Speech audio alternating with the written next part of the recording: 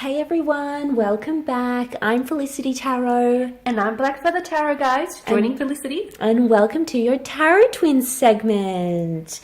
Welcome, guys. This is so exciting. It's going to be our first set of readings for all the signs, and it's going to be a discussion based on you versus them feelings and current energies for Feb 2021.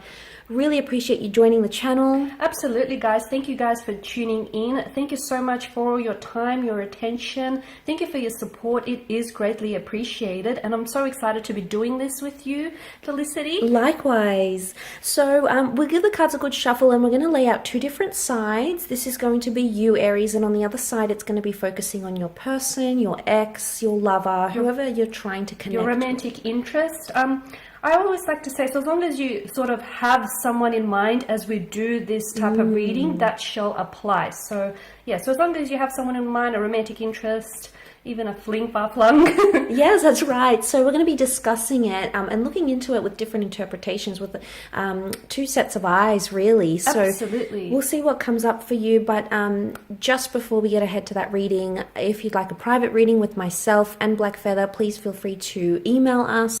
So we will be listing an email address for you just below the video here where the show more section is, along with all the information that you will need. And if you do have any questions for us, please feel free to forward that to that address as well. Absolutely. So let's give the cards a good shuffle. We did shuffle them off camera, but we'll do another quick shuffle on camera. And 4 cards for each side, Aries. So the reading is intended for Aries ascendant, Sun, Moon, Venus, rising, and of course to those of you that may be dropping into crosswatch. Yes, those ones that are trying to understand what is going on, how to read this situation. Let's have a look, Aries. 4 cards for you. So the 3 of Wands, the 7 of Swords, the Tower, and the 6 of Pentacles. And then we'll have The Death card, the Chariot, the Fool, and the 9 of Wands. Look at that, 3 out of 4 major arcana cards. There is a little something going on here. Absolutely. Okay, what do you think, Black Feather? Shall we jump into Aries first and see what's going on around them? We shall. It seems to be a little, to me, it feels a little emotionally turbulent here. To me, I'm getting a very disproportionate, a very imbalanced kind of energy. I feel like there's a bit of an inner storm happening within you, Aries. What's going on here? I do. There's something here that you're avoiding, and it's going to keep happening in the future. I often associate this card with the long distance, looking to the future, because he looks out and he ponders something. Absolutely. Long-term visions, looking out, future plans.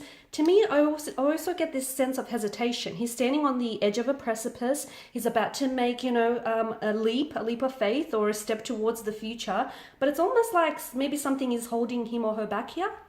Yeah, Aries, and I'm wondering, notice how there's this avoidant figure, often read as an air sign, Gemini, Libra, Aquarius, who's sort of looking back. Now, you are the Wands, Aries.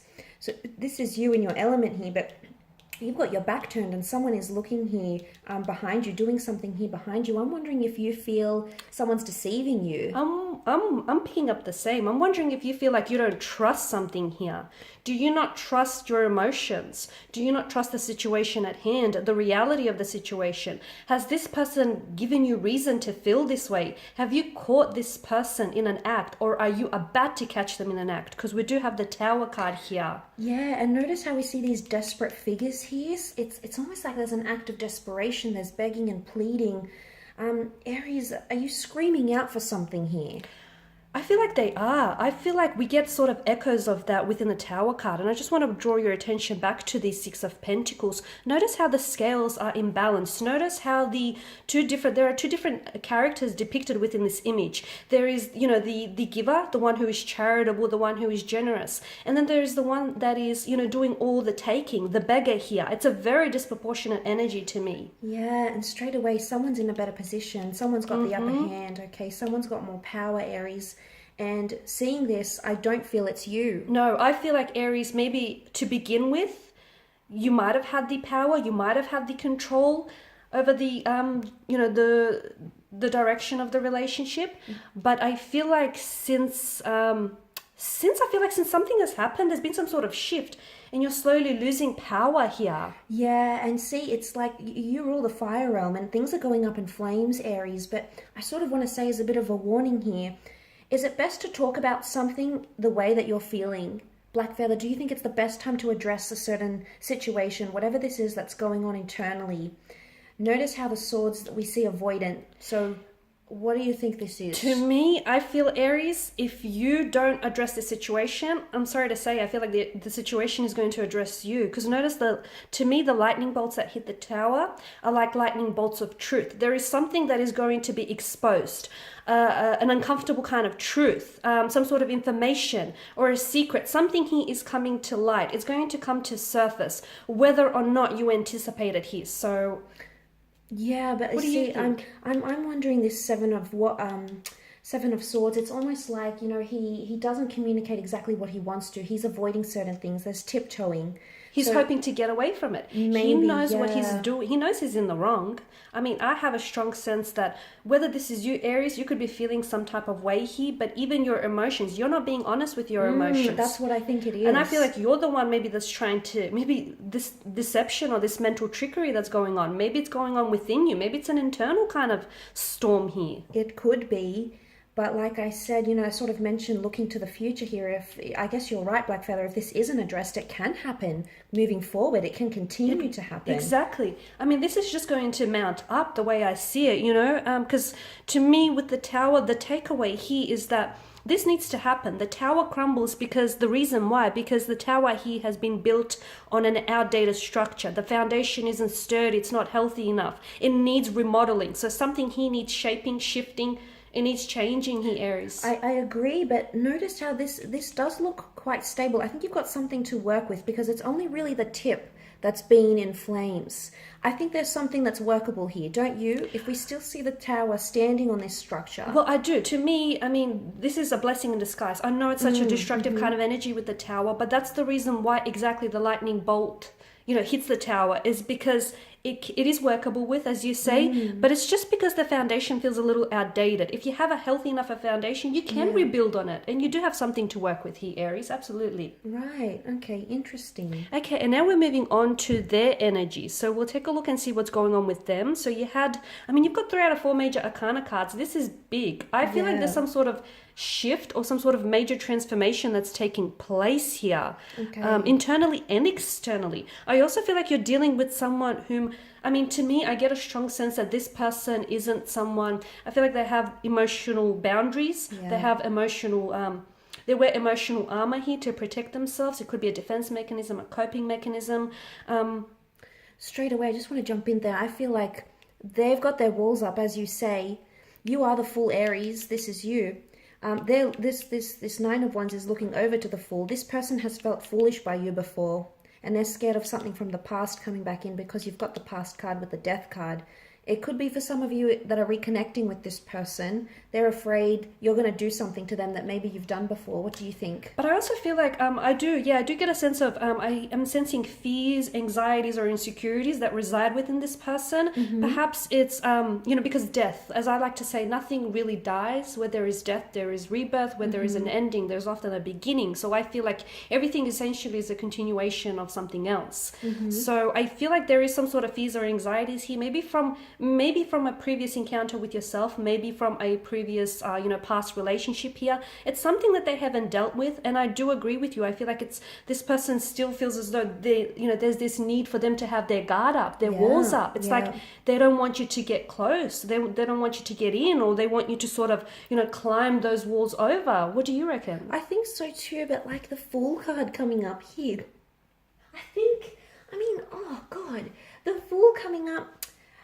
Do they feel foolish? Are they a bit of a fool in love for Aries? What do you think? I don't know. To me, I'm getting that it's more like this person has, and I know I don't mean to sound all, doom and gloom, but I just feel like you are dealing with someone who has commitment issues. They may have emotional intimacy issues. I just feel like it's not to say that this person, because the Fool is someone who doesn't have a harbor. He doesn't have an anchorage. He's this nomadic kind of energy. So I feel like this person is someone who is, they do have their walls or their guard up. I also feel like that they have some sort of fears or insecurities which sort of prevent or have prevented your connection or their feelings from moving forward. And with the Chariot here as well, especially with the Nine of Wands above the Chariot here, I feel like this person, it almost feels as though they feel as though this connection may be lacking direction, or they may not be sure where to take it to, or they know where they need to take it to, they know what they need to do, but they're scared. Something is holding them back. What do you think? I mean, it's interesting. It's very contrasting cards. The Fool and the Chariot. The Chariot is Cancer. Cancer is codependency and emotion. I think that this person is somehow in a vulnerable state. But you know, I often associate him with the stars here. Like, this is something that's destiny, and he's willing to ride it out. Take risks to ride it out. And look, you've got the black and white sphinxes, divine masculine and divine feminine, on their side.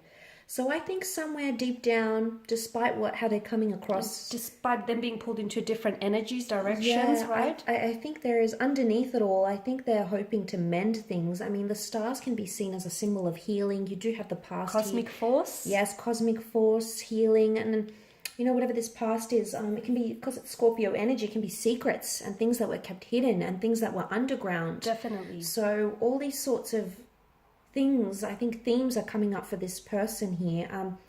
But it could be, you know, you've got Cancer, Scorpio, Aries, Libra energy around this connection between the both of you. And water energy can sometimes be a little emotionally scattered. So yeah, I do feel like, with regards to their emotions, I feel like they are a little bit, they're being pulled and put, like there's this push and pull in various directions, especially with the sphinxes here. But do you think they're going to do something very public? Notice how the Chariot's a very public display. Do you think this person is going to do something? This is definitely forward movement. And notice with the Fool keeps on moving. Okay, he's a very nomadic kind of energy. He's about to take a leap off the edge of the precipice. Will he fall? Will he fly? Who knows? But so as long as he takes a move, you know, nothing will happen. So I do see him or her here, their energy there, them taking a move, them making a move, a leap of faith, forward movement, progression. No such cards indicate stagnation here. Yeah, no, I would agree. Okay, I think there's submission, to be honest. You've got the white rose. White is surrendering to something, submitting to something. So you might see them submit, but I think there's a very public display of some kind, or maybe this is like a grand gesture that's coming from their side, I think, towards you. There could be.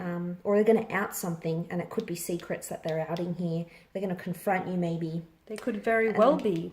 That could be Aries where you're... The Tower moment sort of sinks in. Yeah, so because we, with the Tower moment, we do see a very strong emotional reaction being elicited to some sort of public event here. Yes, I agree. Okay, and on that note, Felicity, that pretty much sums up your reading. So I just want to thank you all for your time and attention again, guys. Thank you for your support. Thank you for watching. Of course, if you'd like a private reading with us, please feel free to be in touch. All our emails, both of our emails are listed below in the Show More section. Otherwise, I hope you have a fabulous Feb. Do take care, guys, and we will check in with you later in the week. Thank you very much. Bye for now. Bye-bye.